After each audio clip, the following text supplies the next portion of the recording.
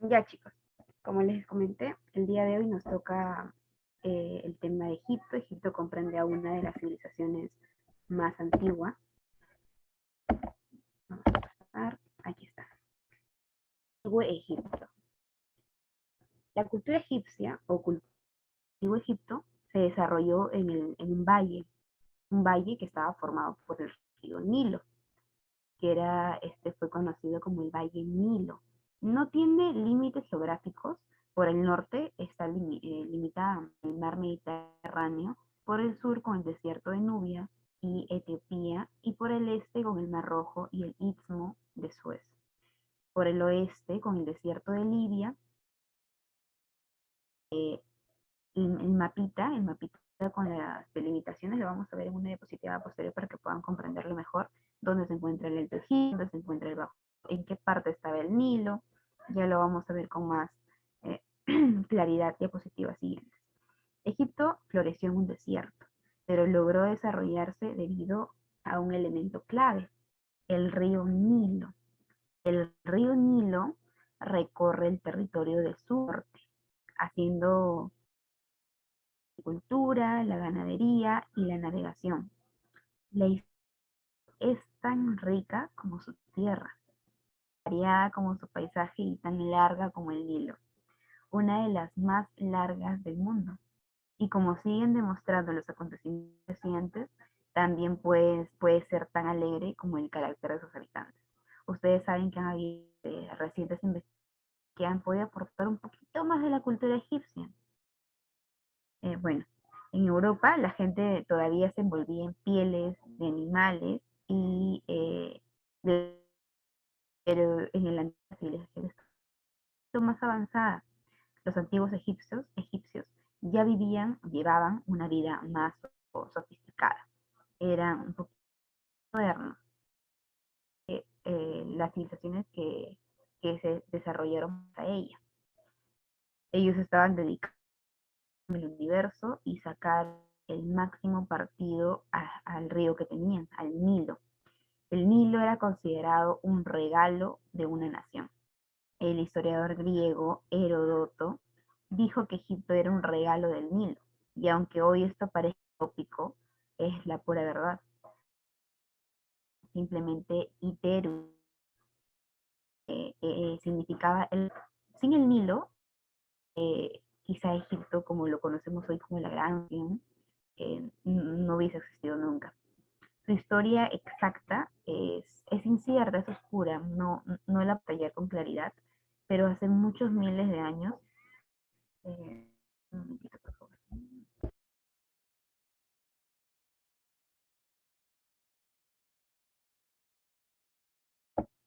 Ya chicos, me entra una llamada importante, lo corté, después lo veo.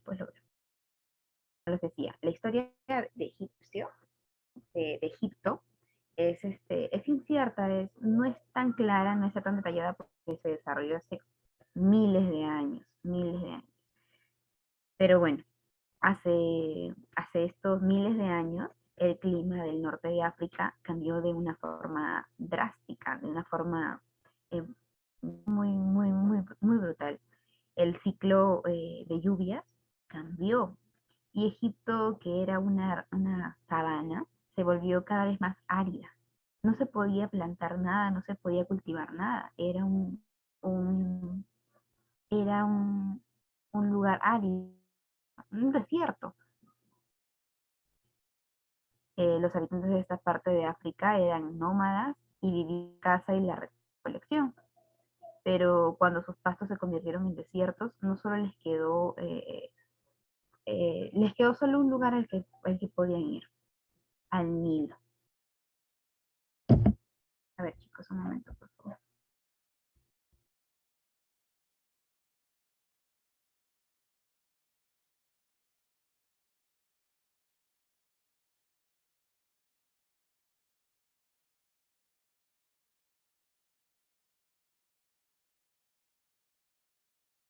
Ya, chicos. Las precipitaciones que se desarrollaban en África Oriental y Central garantizaron la crecida del Nilo cada verano. Cada verano este río bordaba. Ahorita lo vamos a ver cómo mejor claridad con las imágenes. He puesto unas imágenes muy didácticas para que puedan entender esto. Bueno, esto sucedía hacia los finales de junio. En septiembre las aguas alcanzaban el punto álgico en el Cairo. Casi todos los años la crecida del Nilo inundaba el valle y sumergía la campiña. Y cuando las lluvias disminuían, el caudal del río tanto que las aguas volvían a su cauce, dejando un terreno muy fértil para que la gente, los pobladores de esta civilización pudiesen cultivar. Los egipcios descubrieron que si plantaban semillas en ese territorio podían tener buenas cosechas. A medida que más gente se iba asentando en ese valle, era más importante aprovechar bien la crecida anual. De lo contrario, no habría alimento suficiente para el año siguiente. Entonces surgió un nuevo orden social para organizar la mano de obra que extraería el máximo rendimiento de ese milagro, de ese regalo de los dioses, como le llamaban. Un orden que situaba a los agricultores en el escalafón más bajo, a los burócratas y gobernantes en el medio y en la cima de su pirámide social al faraón. La leyenda, no sé si ustedes habrán escuchado la leyenda de Osiris, una leyenda eh, que se desarrolló para poder reconocer al buen rey Osiris, que se narra en este mito, enseñó a los egipcios a cultivar y a vivir una vida próspera y civilizada. Este mito se remonta a un pasado idealizado, pero también está vinculado con lo que se conoce sobre la aparición de la realeza, las primeras representaciones de la realeza, la dinastía Cabeza de Masa de Escorpión, hallada en Hieracómpolis hacia el año 3000 a.C. Esta, este hallazgo nos muestra un ritual de riego, la cual sugiere aprovechar el don que ofrecía el río. Bien, vamos a diapositiva. Aquí está. El territorio tenía dos regiones. El antiguo Egipto estaba comprendido por dos regiones. El Bajo Egipto, que estaba al norte, en la zona delta, y el Alto Egipto, que está al sur, que es conocido como la zona del valle. Ya, hubieron tres periodos del antiguo Egipto. El Imperio Antiguo, que se desarrolló del 3000 al 2050 a.C. Durante esta época, los egipcios construyeron todas las pirámides que las conocemos ahora. En el Imperio Medio, Tebas era la capital, porque estaba situada en el centro de esta civilización. En estos años, el pueblo vecino de los Ixos invadió Egipto y permaneció ahí durante 2 siglos. Y el Imperio Nuevo, que se desarrolló en 1554 a 1085 a.C., a lo largo de estos años, las ciudades egipcias crecieron, desarrollaron en su mayor plenitud su apogeo. De este modo, los egipcios conquistaron otros territorios y ganaron más poder. Ustedes saben que en estos tiempos de civilizaciones, ¿quiénes eran más poderosos? Los que podían conquistar más tierras, los que podían dominar otros pueblos. Bien, ellos desarrollaron la educación, arte, política. Eso lo vamos a ver también, lo he explayado un poquito en diapositivas siguientes. Bueno, este es el periodo que menciona San Marcos, muy diferente al periodo por imperios. Hay un periodo por ubicación de la cultura egipcia y hay un periodo por la... A ver, periodos por su ubicación de la cultura egipcia. Tenemos al periodo legendario, que es el primer periodo de la cultura egipcia en el cual gobernaron reyes, servidores de Horus. Los hombres vivían agrupados en clanes, luego en agrupaciones más grandes llamados nomos. Algunos hechos notables en esta época fue el establecimiento de un calendario, aparición de la escritura jeroglífica, división del territorio en dos regiones bien definidas, Alto Egipto y Bajo Egipto. Entonces, hay que tener claro estas características de estos periodos.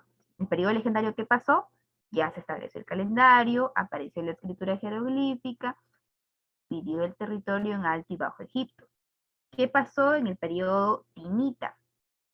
Así llamado por la gran prosperidad que alcanzó la ciudad de Tinis en la cultura egipcia. En esta época surgió el primer faraón llamado Menes, quien unificó los reinos, unificó el Alto Egipto y el Bajo Egipto. En este periodo también se construyeron los primeros canales de regadío y se estableció que las mujeres podían ascender al trono real. Muy importante. El periodo menfítico. ¿Qué pasó aquí? Su nombre se debe al brillo que alcanzó la ciudad de Memphis en la cultura egipcia. Fundado por los Menes, donde reinaron 10 dinastías. En este periodo se logró construir las pirámides de Keops, Khafre y Micerino. También se fomentó la cultura mediante el establecimiento de las bibliotecas en distintos lugares de esta civilización. En el periodo tebano, la cual tuvo como capital a la ciudad de Tebas, aquí se construyó el gran edificio del laberinto, el cual tenía 12 patios, 1500 salas y el lago artificial de Meris para el regadío. En este periodo ocurrieron las guerras civiles que favorecieron a los Hicsos, pueblos pastores del oriente. El periodo de apogeo de la cultura egipcia. Ustedes saben que es apogeo, apogeo es su máximo desarrollo, lo mejor de lo mejor de esta civilización. Durante este periodo, Egipto alcanzó su máxima expansión, gracias a las grandes conquistas emprendidas por los famosos faraones Tutmosis el Grande y Ramsés II. En el tiempo de Amenofis IV se estableció el monoteísmo en torno al dios Atón. Y por último, para culminar esta jerarquía de periodos por ubicación, hay que tener esto muy en cuenta. Ese es un periodo por ubicación, el anterior es un periodo teniendo en cuenta los imperios, y el siguiente es teniendo en cuenta la cronología. Bien, la última que nos falta, el periodo de decadencia de la cultura egipcia. Las luchas dinásticas entre el Alto y Bajo Egipto, a pesar de que ya habían sido unificadas, continuaban, y esto debilitaron políticamente a toda la cultura egipcia. ¿Y favorecieron a quién? A los persas. Favorecieron a los persas porque ellos pudieron conquistar a los egipcios mucho más rápido. Ellos estaban comandados por Cambises, por los griegos como Alejandro el Grande a la cabeza, y bueno, los romanos también que ayudaron aquí, quienes capitaneados por Octavio vencieron a la reina Cleopatra en la batalla de Actión. Siguiente. Aparte de, aparte de los periodos por ubicación, tenemos a los periodos por la nueva cronología. Este periodo, esta característica, cada periodo aquí tiene su propia característica. El periodo protodinástico o pretinita, bueno, aquí se inició con la dinastía cero, la dinastía cero o Nagada. Egipto picó con un solo rey llamado Narmer o Menes. Los restos hallados son las paletas, las cabezas de masa. Bueno, el periodo arcaico hitimita es el que le sigue. Este abarcó desde las dinastías primeras hasta la dinastía segunda. La dinastía primera se desarrolló entre los años 3050 a.C. hasta el 2860 a.C., siendo el personaje más importante de este periodo Narmer. El imperio antiguo o menfita. Este imperio abarcó a la dinastía tercera hasta la dinastía sexta. En esta época se construyeron las edificaciones más representativas de la cultura egipcia, las cuales fueron las pirámides y las esfinges. El primer periodo intermedio. Aquí esto se desarrolló entre las finales de la dinastía sexta, ¿sí? Finales de la dinastía sexta, hasta la reunificación de Egipto. ¿Quién lo reunificó? Mentuhotep. Mentuhotep II. En esto se desarrolló el feudalismo o independencias de los nomos. ¿Qué eran los nomos? Eran los grupos, ¿verdad? Los grupos. Los nomarcas se reunían tropas locales y había sumos sacerdotes de los dioses que también administraban sus bienes. El imperio medio comprendía las dinastías onceavas y doceavas. En este periodo se reunificó Egipto. La capital se movió a Tebas. Segundo periodo intermedio. Este periodo es la época más oscura de Egipto. Lo que más característico tiene este periodo fue la aparición de los Ixíos y la aparición de los múltiples reinos en varios lugares de Egipto. Ya nos faltan tres: el Imperio Nuevo, el Tercer Imperio Intermedio y la Baja Época. Ya, estos son los tres periodos que comprenden el decaimiento de Egipto. No tienen muchas características, no se sabe mucho de lo que pasó en ellos. En algunos libros sí los especifica, pero no tiene muy poca información, no es muy abarcada. Lo que les comentaba, chicos, aquí les puse el mapita. Tenemos dos mapas. Uno que tiene una leyenda para que puedan comprenderlo mejor y el otro que está es un mapa más universal, más general. Bien, he puesto los dos mapas. Aquí pueden observar el Bajo Egipto, se encuentra aquí en la parte de arriba de la pantalla. Ahí se encuentran las dos pirámides más importantes, Gizeh y Saqqara. La capital, que era Memphis, se encuentra entre esas dos pirámides. Tenemos el río Nilo, que está en el centro, el desierto de Libia, que limita al desierto de Arabia, que también es un límite, al Mar Rojo, el desierto de Nubia, que también es otro límite. Bueno, ya aquí con este mapita pueden guiarse mucho mejor. Tenemos aquí al Gran Templo, las pirámides, donde están los oasis, las zonas elevadas, donde están las zonas fértiles. Y eso es lo otro que les quería mostrar, pero ya tenemos las imágenes un poco más abajo. Aquí, en la segunda imagen, en la imagen didáctica, tenemos como zona fértil a la parte verde agua, ¿no? Y esa parte está alrededor del río Nilo. ¿Cómo se podía cultivar alrededor del Nilo? Lo vamos a ver en un momento. Bueno, Egipto, para ya concluir esta diapositiva, estaba situado al noroeste del continente africano. Limitaba en la antigüedad por el norte con el mar Mediterráneo, aquí lo vemos, por el sur con la región de Nubia, aquí abajo, en la parte baja de la diapositiva, por el este con el Mar Rojo y con el Istmo de Suez, y por el oeste con el desierto de Libia. El territorio habitable de Egipto tiene una forma estrecha, está atravesada de sur a norte por el río Nilo. Geográficamente tiene dos regiones, el Alto Egipto y el Bajo Egipto. La primera región se encuentra al sur y comprende desde Asuán hasta el Cairo. Esta zona es montañosa, en donde el río Nilo exhibe 6 cataratas. La segunda región se encuentra en el norte y se extiende desde el Cairo hasta el mar Mediterráneo. Esta parte es una parte más fértil, es comprendido por un valle y está regado por el Nilo que desemboca en el mar Mediterráneo.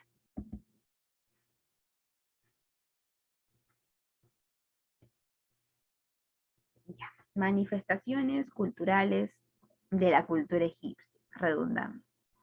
Bueno, los antiguos egipcios llegaron a desarrollar una cultura muy sobresaliente, cuya máxima expresión podemos encontrarla en las ciencias, las artes, la religión y la escritura.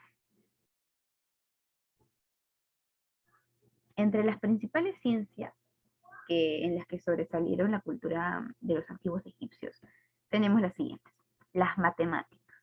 En el campo de las matemáticas sentaron los fundamentos de la aritmética y la geometría, conocieron la numeración decimal, tomaron en cuenta proporciones del cuerpo, como inventaron como medida el pie, el cúbito y el pal.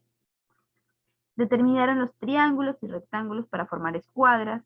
Estos acontecimientos sirvieron muchísimo para medir sus tierras, trazar sus canales de irrigación y las obras de arquitecturas monumentales que tenían. Utilizaron también las jarras, balanzas y pesas para medir productos agrícolas. ¿Qué hicieron en la astronomía? En la astronomía ellos crearon el calendario, el cual conocemos ahora, bueno, es conocido ahora por los romanos. Los egipcios también conocieron tres estaciones. Ellos no conocían invierno, verano, otoño, primavera, no. Ellos conocían tres estaciones, las cuales eran inundación, siembra y cosecha. Tenían 3 épocas del año: inundación, siembra y cosecha. Descubrieron varios planetas. Descubrieron Mercurio, Venus, Marte, Júpiter, Saturno. También inventaron el reloj de sol y sombra y el reloj de agua. Trazaron mapas celestes y determinaron los 4 puntos cardinales.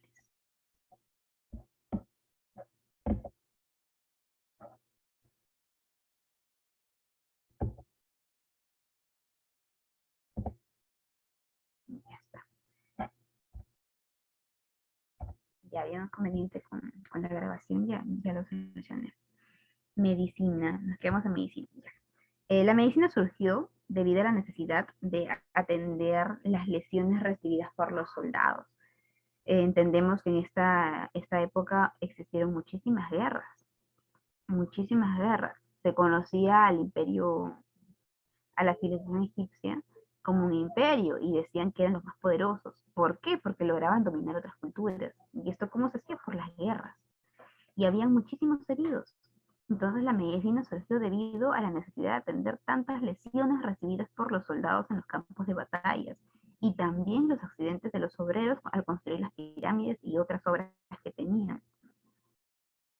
Supieron ellos tratar fracturas, supieron tratar heridas, luxaciones, bajo influencia de las supersticiones y el poder de los amuletos.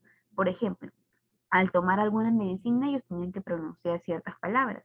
Trataron también las enfermedades propias de la época y destacaron en las técnicas de embalsamar y momificar los cadáveres.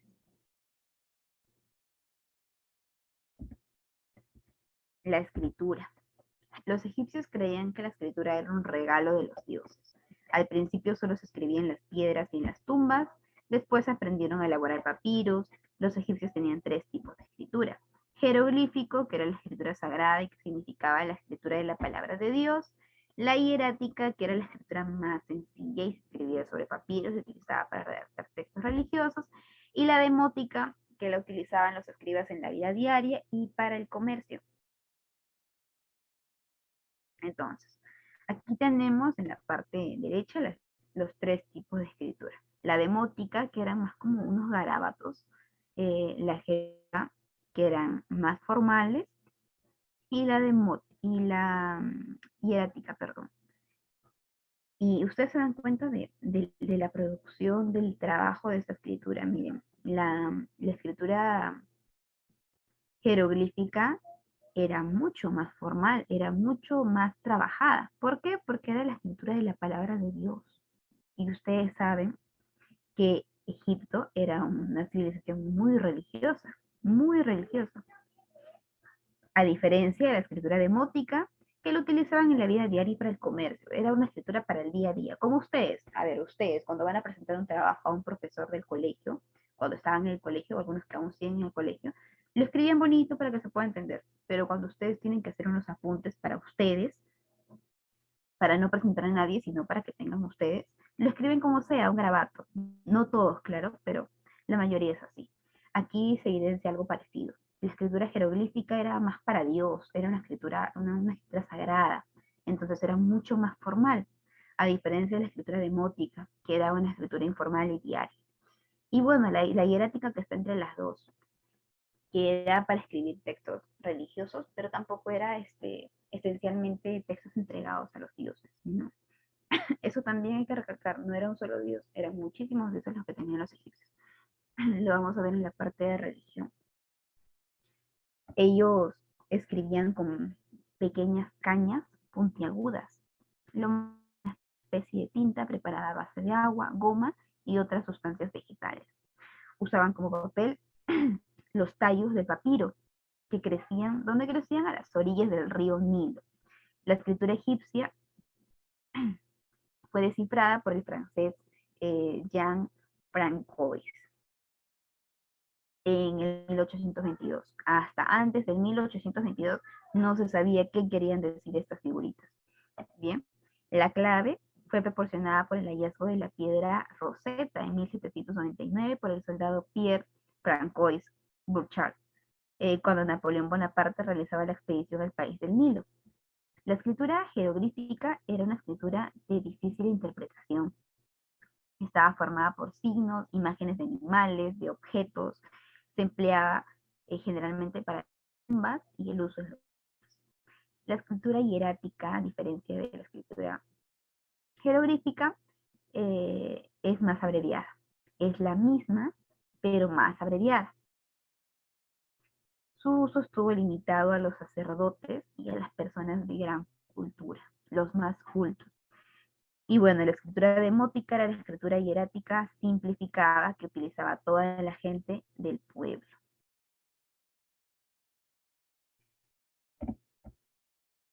Ciudad egipcia. Aquí tenemos una imagen muy didáctica en la que podemos ver a todos. En primer lugar, ¿quién se encuentra en la cumbre de la pirámide? El faraón. Los egipcios esculpían a su faraón como rey y como dios. Ustedes saben que era el dios vivo en la tierra para los egipcios. El faraón era un dios, era el dios vivo en la tierra, era el mandado por Dios. En segundo lugar, encontramos a los sacerdotes de los grandes templos. Ellos tenían muchísimo poder, eran como la mano derecha del faraón. Como tercer lugar tenemos a los escribas.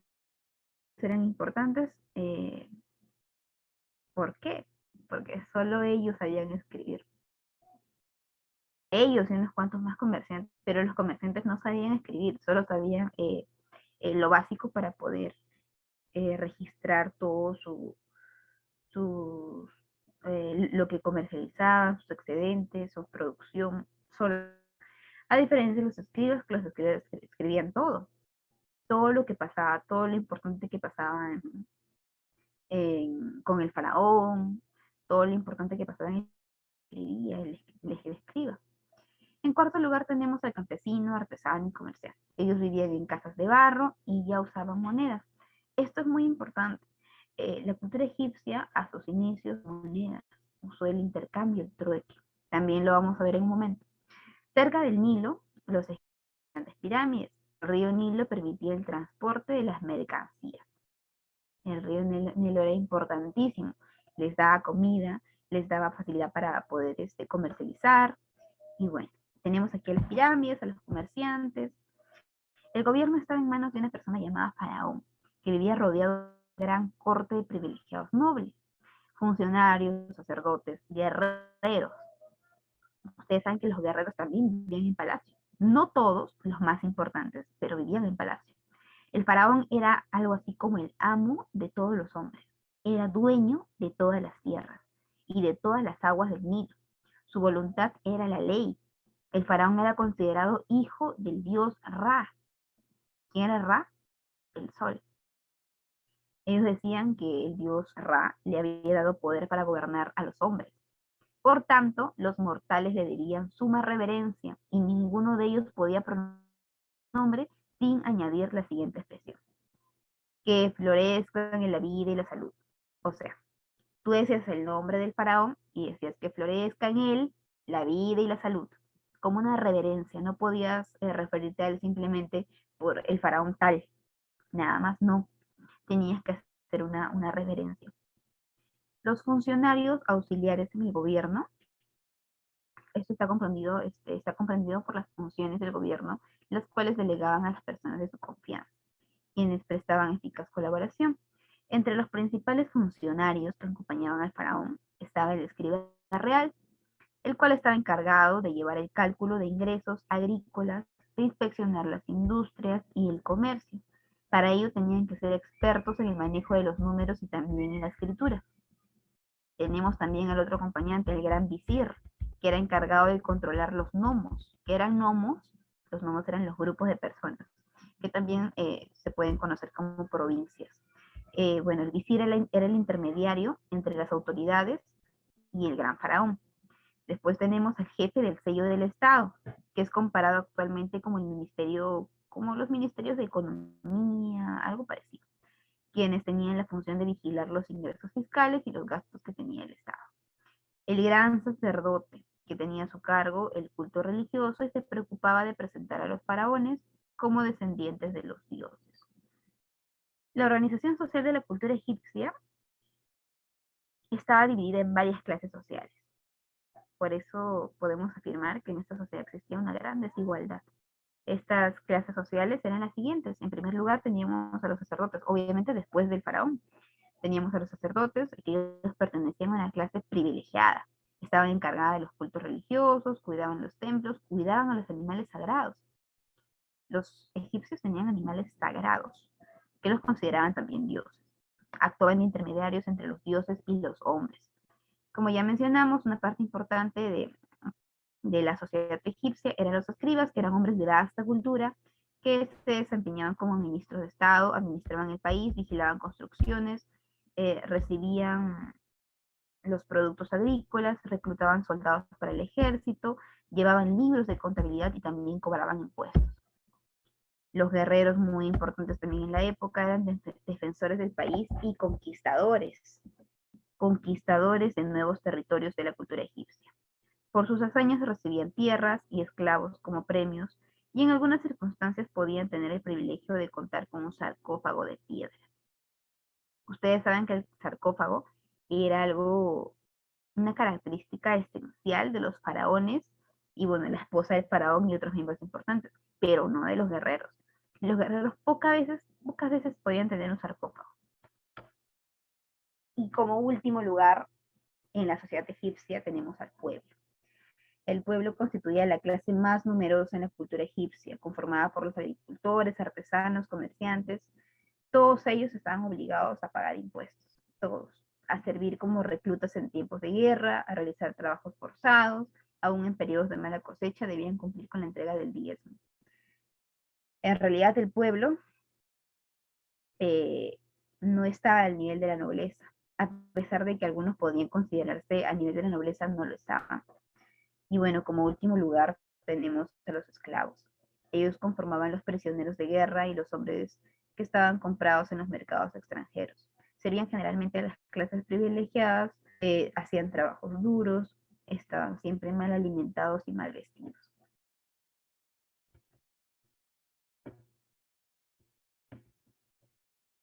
Bueno, aquí ya podemos terminar con todo lo que es la sociedad del antiguo egipcio. Tenemos una imagen más para que puedan, aquí está, para que lo puedan entender mejor, para que puedan tenerlo en orden. Aquí está la estructura, primero sacerdotes, después escribas, guerreros, pueblo, esclavos. En el tema de la relación dentro del palacio, está el faraón, escriba real, el gran visir, el jefe del Estado y el gran sacerdote. Tenemos las dos clasificaciones. Clasificación del pueblo, clasificación del palacio, y bueno, la pirámide que está aquí, la grande, en color melón, que es la pirámide general. Esto es para que lo tengan como que más resumido y más entendible. Bien, tenemos la arquitectura. La arquitectura para la cultura egipcia tuvo un carácter religioso. Los monumentos arquitectónicos estuvieron inspirados en la existencia del más allá. Construyeron verdaderos monumentos como las pirámides, las mastabas, los hipogeos y los templos. Respecto a la pintura, los egipcios utilizaban la pintura para decorar sus casas, también pintaban para adornarlos a los dioses y dibujaban dibujos muy grandes y con colores muy fuertes. Tenía predominancia el color marrón, rojo, naranja, porque eran los colores que más podían extraer de lo que tenían. La arquitectura para la cultura egipcia tuvo un carácter muy religioso, muy religioso. Los monumentos estaban inspirados en los dioses que ellos tenían. Las pirámides, a ver,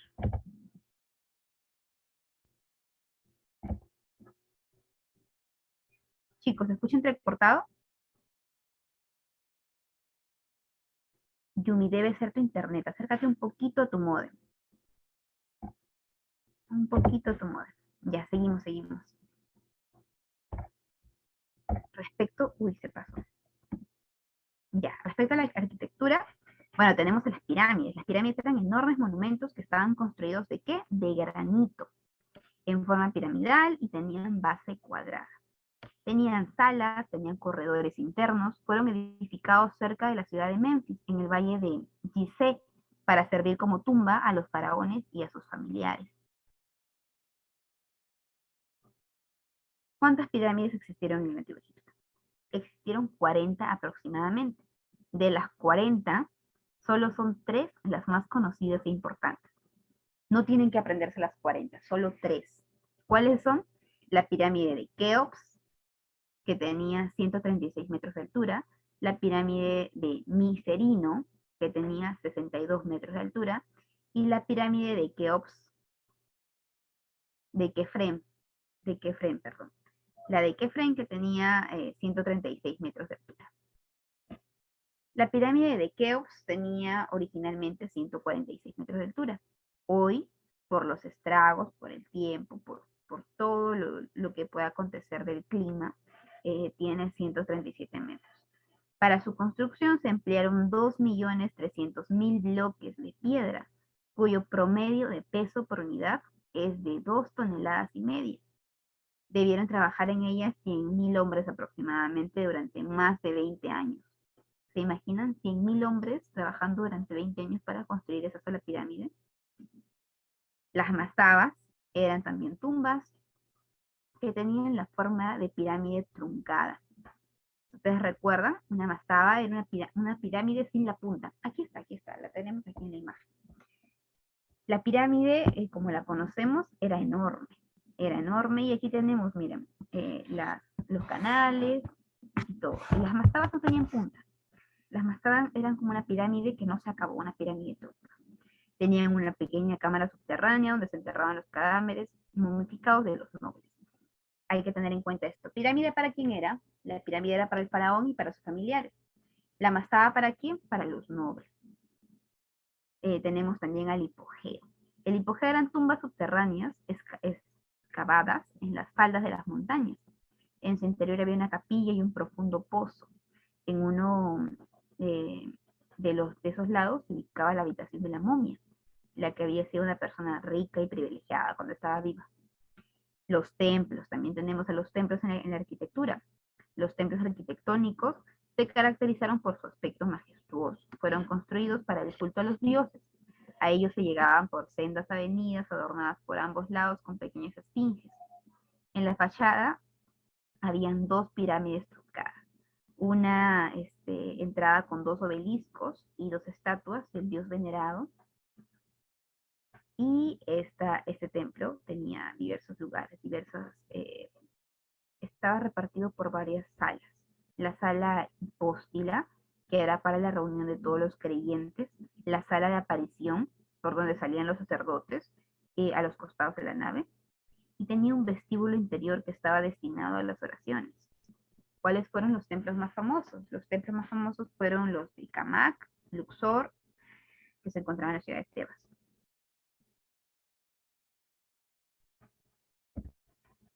La escultura. La escultura egipcia se caracterizó por su rigidez y la ausencia de rasgos psicológicos. Obvio que me falta una P, psicológico.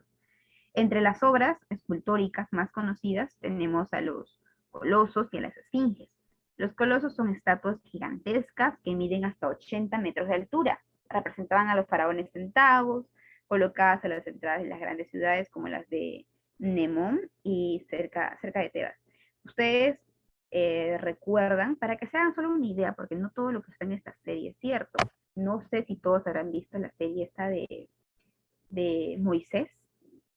Ya bueno, no todo lo que está en esta serie es cierto sobre la cultura egipcia, pero muchos datos sí. Bueno, ahí vemos que se le hizo una escultura a la esposa de Ramsés. Bueno, ahí podemos ver más o menos lo que eran las estatuas gigantescas. Las esfinges medían 20 metros de ancho, 19 de alto, 73,5 de largo. Era el símbolo del dios naciente con un cuerpo de león. Se ubicaba cerca de las pirámides de Gizeh. La roca en la que se había esculpido la esfinge produce varios ruidos especiales, en razón de que la porosidad del material aloja humedad atmosférica que al aparecer el sol se escapaba en forma de vapor. Esto es muy, muy parecido a lo que podían encontrar ustedes en el curso de Historia del Perú. No sé si recuerdan a Chavín, que tenían los templos de Chavín, que tenían como unos acueductos en el cual entraba el aire, entraba el sol y hacían unos sonidos raros, los cuales bueno, los sacerdotes decían que eran los sonidos de los dioses Era muy parecido, muy parecido. Bien, seguimos. Ya. La religión egipcia. Bueno, era politeísta. La religión egipcia presentaba muchísimas características. En primer lugar, era politeísta, tenían muchísimos dioses. Creían que todos los cuerpos celestes, los elementos naturales, algunos animales y algunas plantas eran sagradas. De esta manera llegaron a explicar muchos eventos de la naturaleza. Era antropomorfista. ¿Qué quiere decir esto? Que sus dioses eran representados generalmente en forma humana, pero con cabezas o partes de animales. Tenían clases de cultos. El culto religioso consistía en ceremonias mágicas dedicadas a los dioses locales y nacionales. En un principio, antes de la unificación del Alto y Bajo Egipto, cada nomo, ¿qué era nomo? Nomo era los grupos, ¿verdad? Hay que tener bastante cuidado con estos términos porque siempre aparecen y luego no sabemos qué son. Ya. Los nomos eran los grupos, llamados también provincias. Ya. Cada nomo o cada comunidad o provincia rendía culto a su dios local. Posteriormente, durante el imperio, muchos de estos dioses se convirtieron en dioses nacionales, dioses para todos. Las principales divinidades que teníamos en esta civilización, tenemos a Horus, que era el sol naciente, el hijo de Osiris e Isis. Tenemos a Ra, que era el sol en el cenit, el sol al mediodía, el sol más fuerte, quien era la divinidad principal de Egipto. Tenemos a Osiris, que era el sol poniente, el que presentaba la fecundidad. Tenemos a Isis, la luna, la reina de la noche. Tenemos a Set, Set era la noche, simbolizaba la maldad. Anubis, que era juez de los muertos. A Tot, protector de la sabiduría. Tenemos que también tener en cuenta para estos dioses, los egipcios que tenían mucho miedo a la oscuridad, muchísimo miedo a la oscuridad, por eso es que su principal dios es el sol, la luz, ¿no? Y su dios más malvado, su dios más oscuro, era la noche. ¿Por qué? Porque le tenían miedo. Pensaban que con la luz estaban protegidos. Bueno, en la religión también tenemos el culto a los animales. Hacían culto al buey, apis, el ibis, al ave fénix, al halcón, al chacal, entre otros. Los egipcios, bueno, hablando de Osiris, hay que tener en cuenta bastante a Osiris. Osiris habría enseñado, como lo mencionamos al inicio de las diapositivas, les enseñó al pueblo el cultivo en la tierra y también les enseñó el arte de la paz. Su hermano Set, que era dios de la noche y del mal, por celos lo mató y lo descuartizó, arrojando sus restos al espacio. Esto lo he puesto en la diapositiva siguiente, quiero ver, espérense para no adelantarlo. Sí, aquí lo tengo. Ya. Entonces terminamos con el culto a los animales. Bueno, el buey apis, que era de color negro, con frente blanca, la figura de un águila en el lomo y un escarabajo debajo de la lengua. A su muerte era momificado y enterrado en un cementerio llamado Serapeum. Habían cocodrilos en esta época, cocodrilos que vivían en los grandes templos atendidos por los sacerdotes. También habían otros animales que eran adorados, como ya lo mencionamos, el ibis, el ave fénix, el halcón y el chacal. Respecto al culto a los muertos, en la cultura egipcia se veneraba muchísimo al antepasado que podía conservar. Al antepasado que podía conservar las enseñanzas, puede ser morales, recordar también beneficios que habían recibido. Además, pensaban que el ser humano no moría por completo, pues su alma, o también llamada Ka, quedaba en vida, siempre y cuando el cadáver no se destruyera. Con tal fin, practicaron la momificación. Que bueno, con la momificación lo que querían ellos era preservar el cuerpo, que el cuerpo dure más tiempo sin descomponerse. Ellos depositaban ofrendas en las tumbas y colocaban junto al muerto el libro de los muertos, el que contenía la fórmula con la que el alma debía defenderse ante el tribunal de Osiris. Después de un año, la momia se colocaba en una barca para ser arrastrada por las aguas del Nilo con rumbo a la eternidad. Respecto al juicio de los muertos, de acuerdo a la mitología egipcia, el alma comparecía ante el tribunal de Osiris. Hasta allí era conducido por el dios Anubis, el juez de los muertos, donde 42 jueces examinaban su conducta eterna. El dios Tot, que era el protector de la sabiduría, pesaba los pecados en una balanza, en la balanza de la justicia. Si el platillo se inclinaba por el lado de la culpabilidad, de la maldad, el alma era destrozada por un perro. De lo contrario, podía disfrutar de la felicidad de los dioses. Ahora tenemos el mito de Osiris. Los egipcios creían que Osiris había enseñado al pueblo el cultivo de la tierra y el arte de la paz. Su hermano Set, dios de la noche y del mal, por celos, lo mató y lo descuartizó arrojando sus restos al espacio. Horus, hijo de Osiris, sale del oriente y tras el feroz combate logra vencer a Set y venga a su padre, Isis, y a su hijo. Luego de juntar los restos dispersos, consiguieron devolverle la vida, pero Osiris no volvió a habitar este mundo, sino pasó a la morada de los dioses. Allí juzga a las almas, escogiendo a los virtuosos para disfrutar de la felicidad celestial, y a los que no, bueno, su alma es consumida por un perro. Ya lo mencionamos. Organización económica de la cultura egipcia.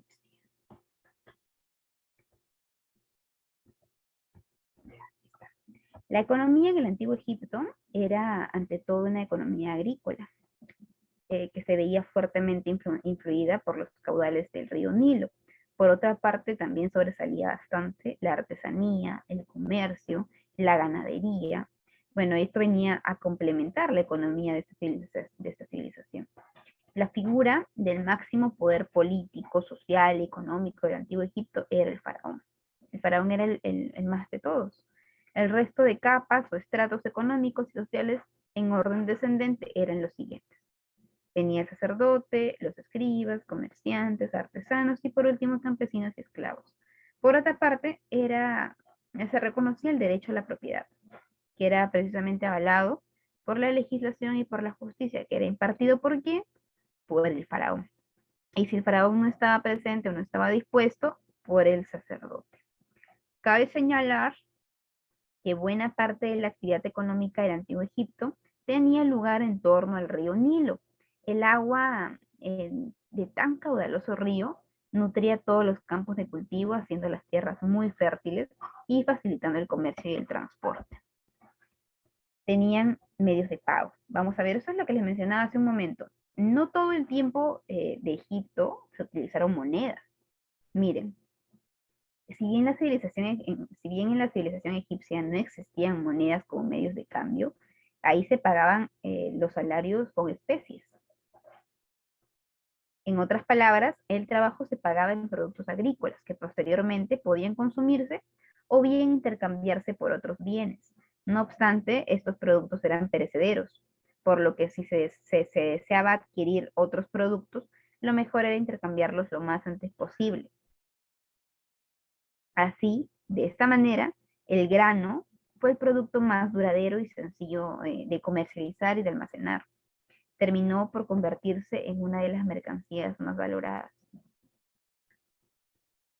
Respecto a los impuestos y la administración, en cuanto a la organización territorial del Antiguo Egipto, hay que destacar que aquella civilización se distribuía en nomos, pueblos, grupos. Bien, a la hora de recaudar impuestos, se recurría a una organización a través de las fincas, siendo los propietarios los encargados del paso de los tributos, así como los artesanos, pescadores y cazadores. Lo recaudado en impuestos se almacenaba en graneros y tesorerías.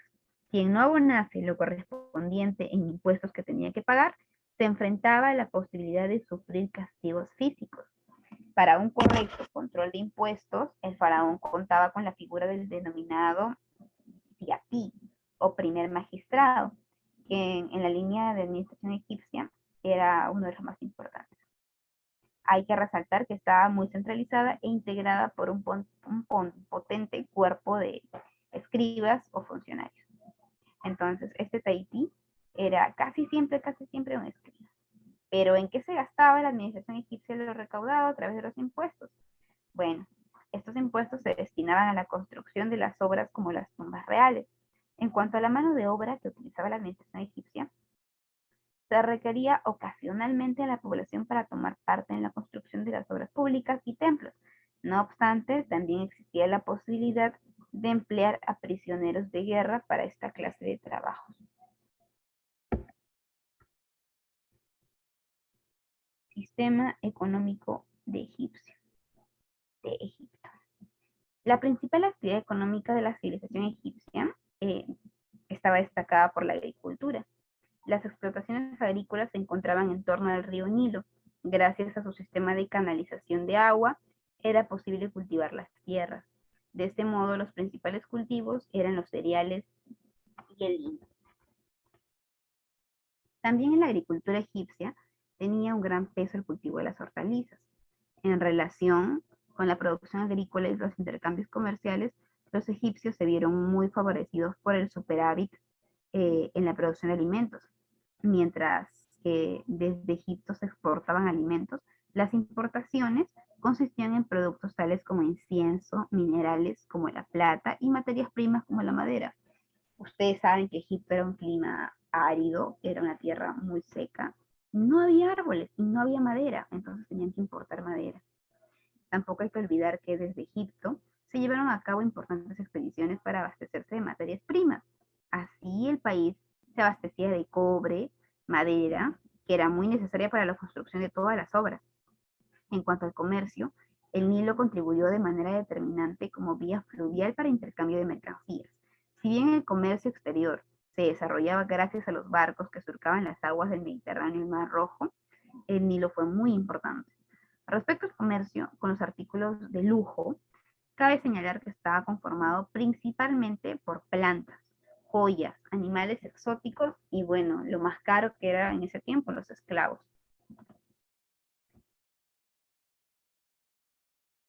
Industria y comercio. En la industria tuvo una gran importancia en la época de los faraones. Sobresalieron las industrias del tejido de lino comparable a la de la seda, la elaboración de metales con los que hacían utensilios, armas, joyas, espejos, peines, el curtido, la alfarería, la mueblería, la confección de carrocerías y la preparación de una especie de papel a base de papiro. Eso es todo lo que hicieron en la industria.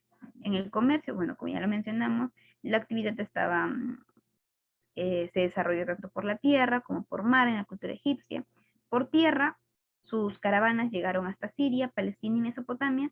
Por mar, sus barcos navegaron por las costas de Siria y las islas del mar Egeo. El comerciante realizaba las ventas o el intercambio a través del trueque. Por él intercambiaban los tejidos y los objetos de arte y lujo por ganados, maderas y metales. Luego de muchísimo tiempo ya se pudo utilizar la moneda, pero al inicio no se utilizaba moneda, era el trueque. Bien, la agricultura. La agricultura, esta actividad consistía en el trabajo de la tierra. Se araba con azadas y arados tirados por bueyes. Se cultivaba trigo, cebada, lino, la uva, hortalizas y diversas legumbres. Miren, chicos, aquí les he puesto la importancia del Nilo, cómo el Nilo se desbordaba y cómo dejaba, después de desbordarse, dejaba una tierra muy fértil. En febrero, enero, diciembre. A ver, empezamos por marzo, abril, mayo, junio. Desde arriba hacia abajo, mejor para entenderlo mejor. En marzo, abril, mayo y mitad de junio, todo el terreno era seco, árido, desierto, todo. Miren la primera imagen. El río está pequeño, está todo seco. Pero a mediados de junio,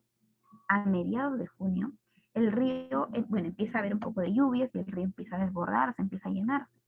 En mitad de junio, julio, agosto, septiembre y mediados de octubre, el río llega a su caudal máximo. Mediados de octubre hasta febrero, el río comienza otra vez a regresar a su cauce, regresa a su caudal y al regresar deja un fuerte espacio. Miren ustedes en la última imagen, todo este espacio de tierra que está entre un marrón y un rojizo. Todo este espacio está cubierto de limo. ¿Qué era esto? Era una especie de fertilizante muy poderoso. recuerdan la clase anterior que yo les mencionaba Mesopotamia, el desborde del río de Mesopotamia, de los ríos de Mesopotamia, era muy perjudicial para los pobladores. Ellos no querían que el río se desbordase. ¿Por qué? Porque Mesopotamia era una tierra muy fértil. Pero aquí no, en Egipto la gente estaba feliz. Ellos esperaban esta inundación, esperaban este desborde para que ellos pudiesen sembrar. Entonces, el Nilo fue muy importante, muy importante. Sin el Nilo no hubiese existido cultura egipcia. Hay que tenerlos en cuenta y mira, aquí tienen una imagen para que se puedan dar más o menos a la idea. Bueno, en el antiguo Egipto la agricultura estaba vinculada a la crecida del Nilo y al limo depositado en los suelos. Esto lo convertía en un manto verde y fértil. Cultivaban de todo: cereales, trigo, legumbres, verduras, puerros, lechugas, cebollas, ajos, pepinos, rábanos, garbanzos, habas, frutas, melones, uvas, dátiles, higos. Pueblos invasores trajeron nuevas especies como las manzanas, aceitunas, granadas. Además, durante la época de los faraones griegos aparecieron también las peras, los melocotones, las cerezas, las almendras. Fabricaron también tejidos y cuerdas. Los campesinos cultivaban el lino. Hay una diferencia muy fuerte aquí. El limo, el limo es la sustancia que deja el desborde del río. Y el Nilo es una especie de, bueno, como ustedes conocen el algodón es como el diente de león, ¿verdad? Pero sale ahí como que una fibra muy fuerte que lo utilizamos en las prendas. El Nilo es algo parecido, pero el Nilo era usado para fabricar cuerdas y tejidos. En julio, el caudal del Nilo crecía y los campesinos no podían trabajar más al anegarse los campos. En octubre, las aguas se retiraban. En octubre ya las aguas empezaban a retirarse, a mediados de octubre más o menos. Se retiraban y era la época de la siembra, los campesinos roturaban la tierra, reparaban los canales, en marzo llegaba la estación seca y era el momento para cosechar. Tras la crecida, el lodo cubría todos los campos y era más fácil trabajarlos. Mientras que el sembrador arrojaba las semillas, el labrador surcaba la tierra con el arado tirado por vacas o bueyes. Las semillas enterradas en el suelo germinaban más rápido y no eran comidas por los pájaros. En los campos cubiertos por la crecida durante más tiempo, los campesinos no trabajaban. Dejaban que sus rebaños y ovejas, cabras, cerdos enterrasen los granos pisoteando la tierra. En Egipto casi no llovía. Para evitar que las plantas se secaran, ellos cavaban pequeños canales que llenaban con agua del Nilo hasta el Imperio Nuevo. Usaban cántaros, que más tarde inventaron ya el chadú, que era un instrumento aún usado hoy en día, que era formado por una palanca y un recipiente a un lado y un contrapeso al otro lado. Pero año tras año las crecidas iban destruyendo todos los canales y habían que volver a construirlos. Desde marzo arrancaban los tallos de lino en flor, ya que eran las fibras tiernas que daban mejores tejidos. Después llegaba la cosecha del trigo y la cebada. La abundancia de las cosechas dependía de la crecida del Nilo. Si la crecida del Nilo en este año era muy fuerte, la cosecha era mucho mayor, puesto que como el desborde era más, abarcaba más territorio. También había que hacer frente a los animales que devastaban estos campos, como las aves, los hipopótamos, las langostas, los ratones, el ganado errante. Para ahuyentar a las aves, inventaron también allí los espantapájaros. Y para proteger los cultivos de las catástrofes y favorecer la cosecha, ellos invocaban a sus dioses.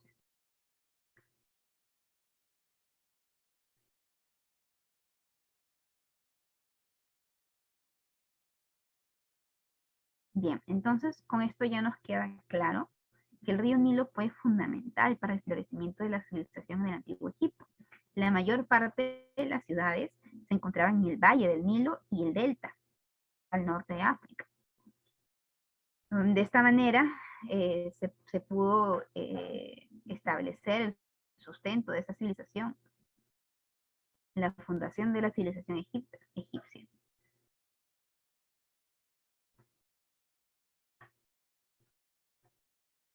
A lo otro también que no le mencioné es que gracias a la obtención del lino y del trigo, Egipto una buena relación diplomática con otros países. A menudo contribuía a la estabilidad económica del país. Además, proporcionaba proporcionaba también recursos necesarios como el alimento o el dinero para poseer un ejército.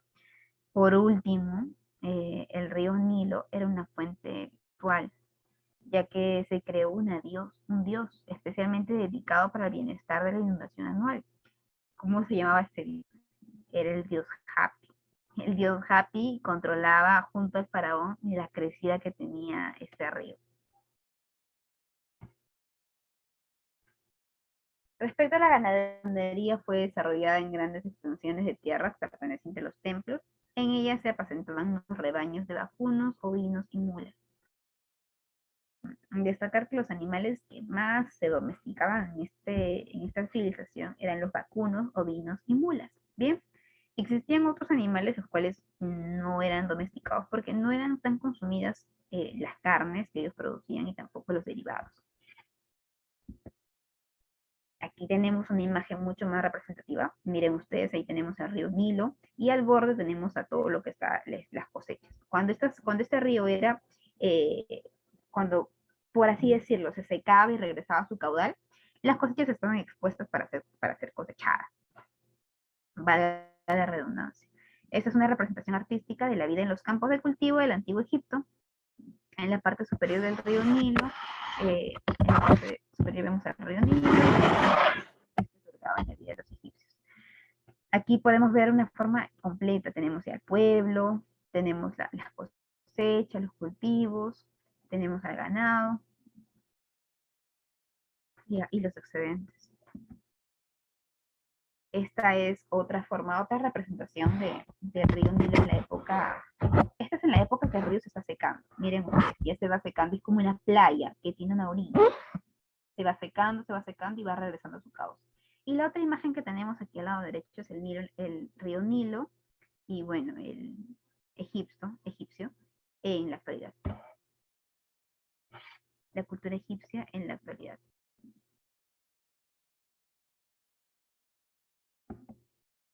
Bien, chicos, eso es todo.